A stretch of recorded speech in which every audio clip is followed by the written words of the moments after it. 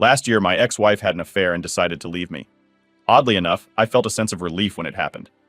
From the outside, our marriage might have looked good, but on the inside, it was completely empty. For years, I felt broken down due to the mental and financial strain she put on me. She had a habit of taking large sums of money from my account, leaving me struggling to pay our bills. Whenever I confronted her about it, she turned it around on me, blaming me for not earning enough money. No matter what I did, it was never good enough for her. Everything I did seemed to annoy her or make her angry. I would try to plan dates for us or organize family activities in hopes of spending quality time together, but she was never interested. She would complain or get upset, preferring to stay in bed and sleep instead. Eventually, I stopped trying to include her in anything, which of course led to more complaints from her. She accused me of keeping the children away from her, even though she showed no interest in participating in the first place. After some time, she began spending nights away from home. Initially, she would say she was staying at a friend's house, someone I hardly knew, but when I asked questions, she became irritated and told me it was none of my business where she was.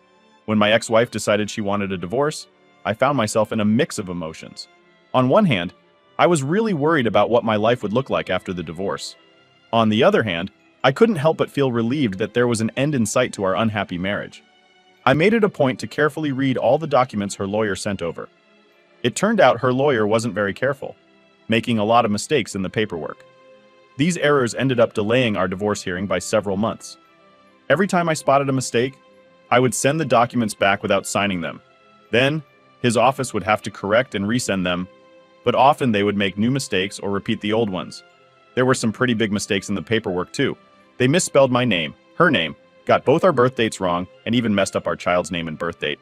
They listed children that weren't ours, got our marriage date wrong, and even had our home address incorrect. They included properties we didn't own, pets we didn't have, and businesses that weren't ours, even suggesting a settlement involving $500,000 for businesses we didn't own. One of the drafts even had her lawyer's own name spelled incorrectly, which I found so funny, I laughed about it while I was in the bathroom. It took about 7 drafts before they managed to fix most of these mistakes. But even the final draft that was submitted to the court still had major errors in it. This whole process was frustrating, but also a bit amusing because of the sheer number of mistakes and how basic they were. It made a difficult situation a little more bearable, knowing that at least these mix-ups were slowing things down and giving me time to prepare for what was next. During our divorce proceedings, my ex-wife's lawyer tried to make a case in front of the judge that I should cover all the court and legal fees. However, I was able to make a strong argument against this. I pointed out that many of the delays in the process were due to mistakes on their end, not mine. There were so many errors in the paperwork they sent me that it took longer to get everything sorted out. Because of this, the judge didn't make me pay those fees. After we got divorced, my ex-wife moved in with the man she left me for. It turns out he's not a good guy at all and has been abusive. Once I changed all my banking passwords, she suddenly lost access to my money. She quickly realized just how much she relied on my income to support her lifestyle, which was a bit of a shock to her. To make matters worse, she had been managing the payments for the house we were living in, which actually belonged to her uncle. Because she wasn't making the payments, the house almost got taken away by the bank. Her uncle came to me, desperate for help. He told me that if I wanted to stay in the house, I'd need to cover the back payments she missed, which added up to about $15,000 for 6 months of unpaid mortgage. I didn't have that kind of money just lying around, so I suggested buying the house from him instead. To my surprise, he agreed, and now I own the house that used to belong to my ex-wife's grandmother. It's been a year since the divorce was finalized. I've received a promotion at work, which came with a nice pay increase. I'm still living in the same house, working on making improvements whenever I can afford to. I haven't found a new girlfriend, but through online dating, I've been meeting new people and enjoying my single life. Looking back, it's almost funny how my ex-wife left a stable situation for someone who turned out to be far from what she expected, and her actions nearly caused her uncle to lose his property. In a way, her decision to divorce me ended up being a huge favor to me, even if it didn't seem like it at the time. She might try to come back to you when she realizes the grass isn't greener on the other side. But remember, don't let her tears sway you, and make sure you never take her back. Now for my update, November 3rd is coming up, marking 1 year since my divorce was finalized. In this past year, I've taken significant steps to improve myself. I started seeing a therapist who encouraged me to focus on personal growth, and that's exactly what I've been doing. I've changed my diet and exercise routine, which led me to lose over 50 pounds. Soccer has always been a passion of mine, so I got back into playing regularly and even started coaching my kids' youth soccer team. On top of that, I rediscovered my love for reading, setting a goal to read a new book every week. My efforts have paid off at work too. I received a big raise and a promotion, which has made it much easier for me to take care of myself and my child. Despite all these positive changes, my ex-wife suddenly wants to be part of our lives again. Her latest relationship, with a man she thought was her savior from our terrible marriage, has turned violent. He's been abusive, and one recent episode was so severe it landed her in the hospital. Our child was with her at the time and had to call for an ambulance. Despite the evidence, my ex-wife refuses to press charges or admit what happened, though the bruises clearly tell the story. Just last night, I attended a family party. This side of the family and I have always gotten along well, and they invited me over. I was polite to my ex-wife but kept my distance, choosing not to engage in conversation with her. However, her family seems to have convinced her that we're still in love, which couldn't be further from the truth. My ex-wife might have been okay with how things were in our marriage, but I certainly wasn't happy at all. I became so withdrawn and unresponsive, almost like I was just there as another source of money for her. In the last 2 years we were together, she emotionally and financially took advantage of me. During our final year as a married couple, she was cheating on me with another guy. Every time I tried to talk to her about her affair, she denied everything and would run off to his place. When I finally caught her red-handed, she blamed me, saying it was because I wasn't supportive enough. But the truth was, I was giving her all my earnings after paying our bills. I hadn't even bought myself new clothes or shoes for years because of how tight money was. Then, out of the blue, she turned up at one of the soccer games. After the game, she asked me if I was ready to move back in with her. I was totally taken aback and asked her why on earth I would do something like that. She launched into this whole story about how we're still in love, we have a kid together, and how it would be better for our child if we raised them together. I had to tell her straight that I don't have any love or trust left for her at all. I even reminded her that she still owes me over $1,100 for fixing her car. Her response? She said she'd pay me back if we moved in together. That's when I couldn't hold back and just burst out laughing, so hard that I doubled over. Seeing me laugh, she started crying, which honestly just made me laugh even harder. Maybe it wasn't the kindest reaction, but after everything I've been through and all the effort I've put into bettering myself, the idea of going back to her, to the very person who caused me so much pain, just seemed like the worst possible decision. My child still holds a lot of affection for his mother, and I would never do anything to damage their relationship. I believe if there's any turning away to be done, she'll manage that on her own with her actions. The idea that she suggested we move back in together took me by surprise. She didn't offer any apologies or show any signs of regret for her past actions. Instead, she just boldly proposed we start living together again, acting as if she's bringing something valuable to the table. This kind of thinking on her part is pretty out there. And then there's our child, who had to go through the distressing experience of seeing his mom in a harmful situation. That's something that could really affect him deeply. I think it's important to try and secure full custody to protect him from being in such a harmful environment again. Moving on to my latest news, I've met someone really special. I understand that healing from all these events will take time for everyone involved, but I'm hopeful that we can all find our own versions of happiness, whatever decisions we make about our relationships. This past year has been a roller coaster for me. I celebrated the first anniversary of my divorce on November 3rd. Since then, I've been focusing on self-improvement through therapy, and I've been dating. I've met some fantastic women and admittedly, a few that weren't a great match for me. Just this Monday, my ex-wife came across a Facebook post from my girlfriend, Cher. Cher had shared some photos from a wonderful trip we took together over the weekend. We indulged in delicious food, enjoyed a few drinks, and generally had an incredible time, capturing lots of fun moments in photos. I'm not usually one to document my dates with pictures, but I really like Cher. So, when she asked if she could post our trip pictures and tag me, I was happy to agree. I was pretty sure sharing those photos would stir up some drama, but the reaction I received from my ex-wife and her family was astonishingly intense. Let me give you a bit more background to paint the whole picture. My ex-wife was unfaithful for over a year before we officially ended our marriage. She was seeing someone else even before we separated and moved in with her boyfriend while our divorce was still being processed. Now, we've been divorced for a year. Throughout our marriage, my ex-wife was both emotionally and financially manipulative and harmful towards me. Unfortunately, she continues to be abusive, but after I posted those photos, she dropped to an entirely new level of hostility and disrespect towards me. On Monday, she twisted the story to make it look like I was the one who had been unfaithful. She complained about how shameful it was for me to humiliate her by sharing pictures on social media, where I'm seen with other women.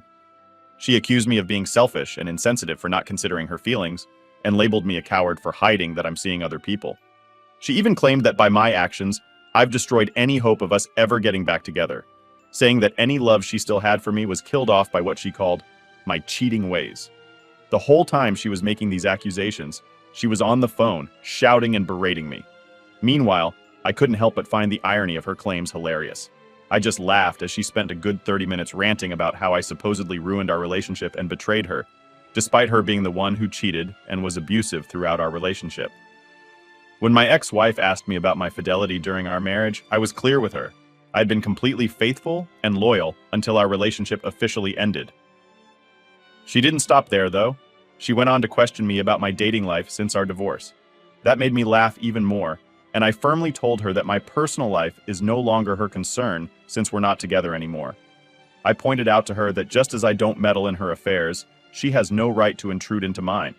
Despite my attempt to set this boundary, she bombarded me with a series of really hurtful and offensive text messages, attacking me and my current girlfriend, Cher. She even threatened to send Cher direct messages to tell her all sorts of negative things about being married to me. I told her she was welcome to try if she thought it would make any difference. Then my ex-wife mentioned wanting to meet Cher in person to see what kind of woman she is, suggesting that Cher must be a terrible person for supposedly breaking up a happy marriage. That's when I really had to question her grasp on reality. I reminded her bluntly that our marriage had ended over a year ago, and it was she who had an affair, left me for someone else, and filed for divorce. At this point, my ex-wife broke down crying. Through her tears, she confessed that she had been holding on to hope that we might somehow reconcile. She complained that it was unfair I had moved on and found someone else to spend time with, insisting that I should be focusing on doing things with her and our child, as if we were still a family. This whole conversation highlighted just how disconnected from reality my ex-wife had become, seemingly unable to accept the consequences of her own actions that led to the end of our marriage. My ex-wife recently confessed to me that she's unhappy in her current relationship with her boyfriend, mentioning that he doesn't treat her well. Honestly, I wasn't surprised by this revelation, because I had suspected as much for a while. However, hearing about her problems doesn't bring me any satisfaction. In fact, I really don't have any feelings for her anymore, and I have no desire to get back together with her. I'd prefer it if we didn't have to interact at all. But on a brighter note, my life is going really well right now. I've found happiness with my girlfriend, Cher. She brings so much joy into my life, and I always look forward to spending time with her. She's the last person I talk to before I go to sleep, and the first one I reach out to when I wake up. We're even planning another trip together soon. I'm aware that sharing photos of our trip might trigger a negative reaction from my ex-wife, but to me, living my life happily is worth any backlash. It's clear to me now that my ex-wife has always tried to make me out to be the bad guy, which is a classic narcissistic behavior. To those giving me advice, you're right. I should keep our interactions strictly about our child and avoid getting dragged into long, pointless conversations with her. And yes, I'm prepared for the possibility that she might try to spread lies about me, but I'm focusing on moving forward positively. Now, for a bit of a reflection 2 years on, the day everything changed for me was March 21st, 2022. That late night in 2021, I discovered not just one affair, but evidence of another, and possibly more, after 23 years of marriage, 2 biological children, and a stepchild. I spent a year trying to mend our relationship, but her ongoing issues with mental health, PTSD, substance abuse, and secretive behavior, like finding a second phone she was using, made it impossible to continue trying to reconcile. The final straw in my marriage came when she fired a gun into my side of the bed. That terrifying moment made me decide to end things once and for all. I filed for divorce in April, and by June, it was all over. The relief I felt was enormous. It was like I had been given a second chance at life. Up until that point, I hadn't fully grasped just how much stress and fear I had been living with. Looking back, I can see all the mistakes I made. After discovering her betrayal, I reacted all wrong. Instead of taking time to process everything, I rushed into trying to fix our relationship without addressing the underlying issues. We didn't seek therapy immediately, which was a huge oversight. By the time we did start therapy, it was already too late to make any difference. Our children had already lost all respect for their mother, and I was left feeling a mix of devastation, humiliation, anger, and grief. I was barely getting through the days, feeling like a zombie. In April of last year, I was overwhelmed by the number of people who reached out to offer their support after my ex-wife launched a smear campaign against me on social media. She accused me of everything under the sun, from abuse and rape to stealing a significant amount of money. Of course, she conveniently left out her own actions. I responded by posting a short public service announcement to clear my name, stating that none of the accusations were true. I understood if some people felt they needed to distance themselves from me, but I also hoped others would be willing to give me the chance to prove my innocence. Meanwhile, I focused on improving myself. I got in shape, dropping from 250 pounds to 185. I also made a significant career move, taking on a new role that came with a promotion. I had plans to enjoy a summer of revenge by casually dating through phone apps. During this time, an old high school classmate reached out to me. She lived far away and was going through a similar breakup, having discovered her partner's betrayal about 6 months after mine. We started checking in with each other regularly, offering support and understanding. When I had to travel to Knoxville for work, we found ourselves texting one night, catching up and sharing our experiences. I had been looking forward to experiencing some live music during my stay, talking up how exciting the 2 nights ahead of me were going to be. But contrary to what I initially thought, my summer didn't turn out to be filled with a series of casual flings, as I had playfully imagined. Instead, what unfolded was a summer filled with beach outings, live music, tours of distilleries, since she really enjoys whiskey, and simply having a great time, the likes of which I hadn't experienced in years. As summer transitioned into fall, our relationship deepened. We got to meet each other's families, spent Thanksgiving with her family, celebrated Christmas together, and even took a trip to Las Vegas to enjoy a long weekend over the Super Bowl. All these experiences brought us closer. Now, as I celebrate my 52nd birthday, I find myself genuinely happy. The last couple of birthdays were pretty rough, but this one feels special and exciting because she's on her way to move in with me. She's a nurse and managed to quickly find a job in my city here in the South. She's decided to keep her own house and let her daughter rent it out. If a friend were in my situation, I might have cautioned them that it's too much too soon. But for us, it just feels like the right move. We're not rushing into marriage or anything like that. We're just 2 people who are tired of trying to match our schedules and missing out on time together. We're moving in together to see if our relationship is as strong as we believe it to be. On this forum, a lot of people talk about karma or getting revenge on their exes. In my case, my ex still sends me drunk texts, often saying she wishes we were still together. It's a mix of apologies and blaming me for our breakup. Half the time she's sorry, and the other half she still thinks everything was my fault. But the truth is, I'm much happier now without her. I'm less stressed, and I've met someone incredible. She's amazing, way more than I ever expected to be with, and she's really into me, even though I sometimes worry it's too good to be true. So, in a way, I feel like I've already gotten the best kind of revenge by just living my life well. My message to you all is that even though what happened to you because of your spouse or partner was devastating, it's possible to move past it and find happiness again. Sometimes, they don't realize the good thing they had until it's gone. But once you're on the other side, you might see that you're actually better off.